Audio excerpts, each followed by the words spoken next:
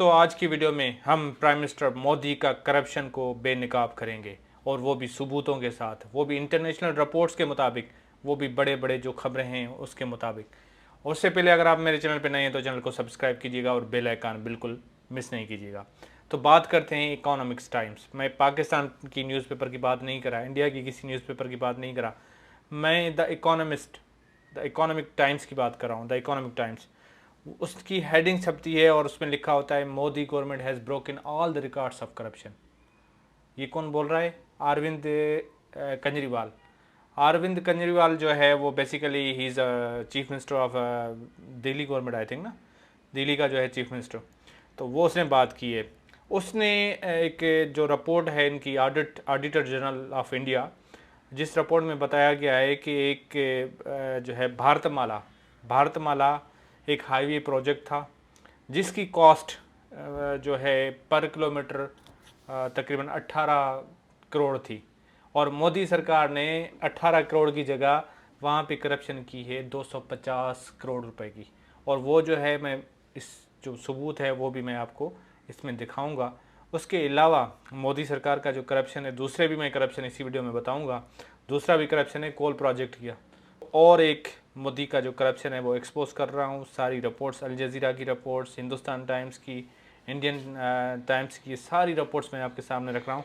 उससे पहले एक अल जज़ीरा ने रिपोर्ट बताई है कि अदानी जो मतलब एक रिचेस्ट पर्सन ऑफ हिंदुस्तान का है, और उसके साथ 2014 में मोदी सरकार ने एक लॉ पास किया। लॉ के थ्रू उसको जो है वो कोल जो प्रोजेक्ट है वो हैंड ओवर किया गया सस्ते दामों पे। उससे जो नुकसान हुआ वो किसकी रिपोर्ट है? वो रिपोर्ट जो है ऑडिटर जनरल ऑफ इंडिया की रिपोर्ट है, जिसमें 22 मिलियन की करप्शन की गई, जिसमें मिस मैनेजमेंट है, अनअप्रोप्रिएशन है और सीधी सी करप्शन है। ये किसका है? और मोदी ने क्या रिस्पॉन्स दिया उसका भी ट्वीट बता देता हूँ। मोदी ने कहा coal scheme has darkened the face the entire nation. AICC is a now abbreviation of all India coal Congress. अब मोदी के राय, ये तो बहुत ही स्कैम जो है पूरी जो है डार्क में डाल दिया, पूरी नेशन का फेस ये कर दिया वो कर दिया। मोदी का ट्वीट भी मौजूद है।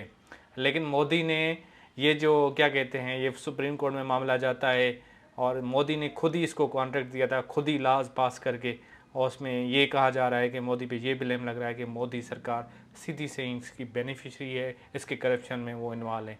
अदानी ग्रुप ऐसे थोड़ी बन गया। तो फिर ये मसला जाता है सुप्रीम कोर्ट में, इंटायर इनटू सुप्रीम कोर्ट, और सुप्रीम कोर्ट हाईएस्ट कोर्ट है इंडिया की। और ब्लॉक एलोकेशन हैड बीन, अच्छा, तो जो भी एलोकेशन थी तो उसने रोकने का हुक्म दिया कि ये इलीगल बैकडोर से ये करप्शन की गई थी, और जो जितनी भी प्राइवेट कंपनी थी, तो जो माइन लीज में लिया गया था तो सारे स्कैंडल को उसको रोका गया। ये किसने किया? सुप्रीम कोर्ट ऑफ इंडिया ने इस पर एक्शन लिया। और इस चीज़ से ये साबित होता है कि मोदी जो हैं इसमें बहुत बड़े लूप होल से, फाइन प्रिंट लूप होल से इसमें मोदी सरकार के इसमें इस तरह का लॉ बना गया, इस तरह अदानी ग्रुप को फैसिलेट किया गया। तो आप क्या बात करते हैं कि मोदी करप्शन नहीं करता? Modi is honest person. मैंने अभी इस एपिसोड में सिर्फ 2 करप्शन बताए हैं, तो आप विद एविडेंस मैंने बताए हैं, मैंने कोई अपने आप से नहीं बात की। जैसे मेजर आर्या पाकिस्तान पे ब्लेम करता है, पाकिस्तानी एजेंसियों पे ब्लेम करता है, तो मैंने भी इसी तरह जो है मैंने अपना हक अदा किया है कि मैं अपने मुल्क को डिफेंड करूं, मैं अपने मुल्क का जो नैरेटिव है वो रखूं। काफ़ी लोग जो है कमेंट कर रहे थे कि आपके पास कोई एविडेंस है मोदी के बारे में, आप कोई एविडेंस दें, इस तरह आप बात कर रहे हैं, ऐसा तो कुछ नहीं है, मोदी तो करप्शन ही नहीं करता, मोदी तो बाकायदे जो है ऑनेस्ट पर्सन है। लेकिन इस चीज़ से साबित हो गया मेरे हिंदुस्तानी भाइयों, जो पढ़े लिखे हैं वो मुझे समझे, बाकी जो जज्बाती हैं, और ये भी बात सुनने में आई है कि मोदी ने रिलीजन को एज अ टूल यूज़ किया है, as a for the politics. Religion को टूल यूज़ किया है, मतलब पॉलिटिक्स वोट गेन करने के लिए, इमोशनल इस तरह की स्पीचेस कर देना, हेट्रेड स्पीच, सारी चीज़ें आपके सामने हैं। हिंदुस्तान में वो बर्दाश्त नहीं रही जो पहले थी, सेकुलरिज्म था। लेकिन आप लोग कह रहे हैं कि हमारी इकॉनमी इतनी ग्रो हो रही है, ये हो रहा है वो हो रहा है, लेकिन देखें पॉलिटिक्स जो होती है ना, एक बुक है वाई नेशन फेल, वो आप पढ़ लीजिएगा। उसमें यही बात की गई है कि इकोनॉमी जो रिसोर्स हैं वो मैटर नहीं करते, पॉलिटिक्स, आपके मुल्क की पॉलिटिक्स किस डायरेक्शन में जा रही है। आपके मुल्क की जो पॉलिटिक्स है वो पोलराइजेशन की तरफ जा रही है, वहाँ पे सेकुलरिज्म ख़त्म हो रहा है, टॉलरेंस ख़त्म हो रही है। तो इससे कोई अच्छा फ्यूचर नहीं होता। दूसरी जो बात करते हैं कि भाई बड़ी बड़ी कंपनीज हिंदुस्तान में इन्वेस्टमेंट कर रही है, तो नो डाउट हिंदुस्तान ने इन्वेस्टमेंट का माहौल बनाया है, उस चीज़ पे हम इसको अप्रिशिएट करते हैं। लेकिन उसके साथ साथ आपको ये भी सोचना पड़ेगा कि हिंदुस्तान में वेजेस, डेली वेजेस बहुत ज़्यादा कम हैं। पाकिस्तान में भी कम है, इसमें कोई दो राय नहीं है, लेकिन जो कम है तो वो कम है। लेकिन आप इस तरह फ़नी खान बन जाएं, तीसमार खान बन जाएं, भाई सब कुछ हमारे मुल्क में ठीक है, ऐसी बात नहीं है मेरे दोस्तों। वेजेस कम है, इस वजह से कंपनीज यहाँ पे शिफ्ट हो रही हैं। पहले चाइना में हो रही थी, चाइना में वेजेस बढ़ गए, तो अब हिंदुस्तान में हो रही है।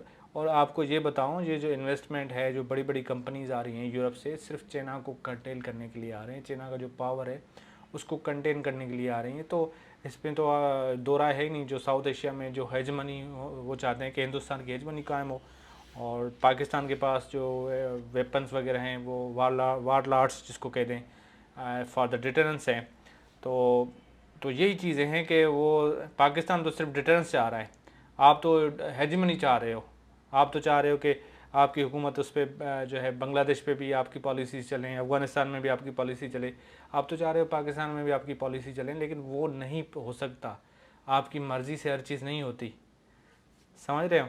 तो ये एक जो है मोदी का, अगर वो थोड़ी, मैं और भी थोड़ी चीज़ें मैं बताता हूँ इस वीडियो में, थोड़ा सब्र कीजिएगा। और भी जो रिलीजन को किस तरह मोदी ने एज अ टूल, हिंदुस्तानी दोस्तों आप वो आर्टिकल पढ़ लीजिएगा जिसमें लिखा हुआ है मोदी स्लाइड टुवर्ड्स ऑटोक्रेसी, और उसने मोदी ने किस तरह रिलीजन को यूज़ किया। थोड़ा सा मैं एक क्वेश्चन पूछता हूँ हिंदुस्तानी दोस्तों से, फाउंडर ऑफ इंडिया कौन है? गांधी। महात्मा गांधी को किसने कत्ल किया था? वो कौन था, किस पार्टी से ताल्लुक़ था? वो आरएसएस का मेंबर था। अब आरएसएस और बीजेपी का कितना ताल्लुक़ है वो आप मुझसे ज़्यादा जानते हैं। अभी आरएसएस मोदी से ज़्यादा पावरफुल है, बीजेपी से ज़्यादा पावरफुल है। और मोदी भी जो है रिलीजन को उसने सही से इस्तेमाल किया है। 2002 को देख लो भाई, गुजरात में जब ये वो था, चीफ मिनिस्टर था, तो गुजरात में एक ट्रेन आ रही थी गदूरा से। उस ट्रेन पे इसने अटैक करने का आर्डर दिया था कि इसमें पाकिस्तानी इंटेलिजेंस एजेंसीज़ के लोग हैं, जिसमें काफ़ी मुसलमान शहीद किए गए थे। लेकिन जब सुप्रीम कोर्ट में ये केस गया तो सुप्रीम कोर्ट ने यही बोला कि इसकी डायरेक्ट कोई इन्वॉल्वमेंट, जो हमारे पास कोई एविडेंस नहीं है, कोई प्रूफ नहीं है, जो इंडियन सुप्रीम कोर्ट की बात कर रहे हैं। उसके बाद यूएसए ने, यूनाइटेड स्टेट्स ने इस पर पाबंदी लगा दी कि वो यूएसए में एंटर नहीं हो सकता। जब ये प्राइम मिनिस्टर बना था उसके बाद इसको इजाज़त दी गई थी, लेकिन जब तक ये चीफ मिनिस्टर था तो उसको ये अलो नहीं किया गया कि वहाँ पे वो आ सके। लेकिन इसने जो लॉज बनाए हैं, इस तरह कश्मीर में देखो, जो 371 का जो इसने आर्टिकल, वो वाला मसला है आपके सामने है, जो कश्मीर की स्टेटस ख़त्म कर दी।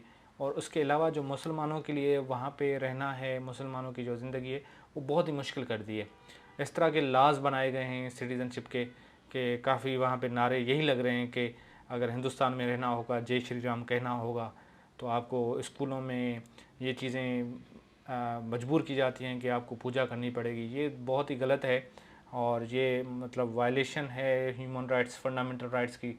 मिनॉरिटीज़ आप देखें, कांग्रेस का तो यही विजन था ना कि रिलीजन को असाइड करते हैं और इकोनॉमी को ग्रो करते हैं, यूनिफाइड इंडिया को लेके चलते हैं। लेकिन मोदी का ये नहीं है भाई। हिंदू जो है, हमारी जो 86% पॉपुलेशन है, इसको ऊपर लेके जाते हैं, और मुसलमान बेचारे इतने डरे हुए हैं हिंदुस्तान के, कोई मेरे चैनल पे कमेंट भी नहीं कर सकता। फेवर में करेगा तो उसके साथ क्या हालत हो जाएगी वो मुझे नहीं पता, लेकिन वो कमेंट भी नहीं कर सकते, वो अपना ओपिनियन नहीं दे सकते। अगर ओपिनियन देंगे तो उन पे केसेस बन जाएंगे, उनके लिए बड़े बड़े मसले खड़े हो जाएंगे। तो आज के व्लॉग में आपने देखा, आज की वीडियो में मैंने सारी चीज़ें एक्सपोज कर दी, बेनकाब कर दिया, मोदी का असल फेस क्या है और हिंदुस्तान किस तरफ जो है, किस डायरेक्शन में मूव कर रहा है। अब यूनिफाइड इंडिया की बात नहीं हो रही, अब डिवीजन की बात हो रही है। तो जब डिवीजन होती है तो उसमें बहुत मसला होता है। तो ये इसने लिखा है फॉरेन पॉलिसी जो मैगजीन है, today RS is more powerful than ever, Modi cut his teeth in. तो ये देखें जिस तरह उन्होंने अमेंडमेंट किए, तो आरएसएस के पास बहुत ज़्यादा पावर है। राम मंदिर को देख लें, उसमें भी आरएसएस का बहुत बड़ा रोल है। 1992 में बाबरी मस्जिद को शहीद करने में उसमें भी आरएसएस का रोल है। तो बहुत सारे एग्जाम्पल हैं दोस्तों, और भी मैं इस चीज़ों को, एपिसोड्स को आगे लेके मैं आपको बताऊंगा।